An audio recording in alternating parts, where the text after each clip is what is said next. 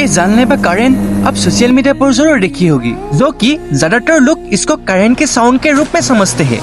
लेकिन ये गर्मा गर्म करंट के प्लाज्मा पूरी तरह से करंट के साउंड नहीं है। इसलिए मैं दिखाऊंगा करंट का साउंड कैसा होता है। पहले हमें एक स्पीकर चाहिए जिसके मदद से हम करंट का आवाज सुन पाऊंगा, और एक मोबाइल चार्जर भी चाहिए। मैं मोबाइल चार्जर सेफ्टी के लिए यूज कर रहा हूँ, और एसी करंट ज्यादा अप डाउन होता है, इसलिए आप साउंड बेहतर सुन पाओगे।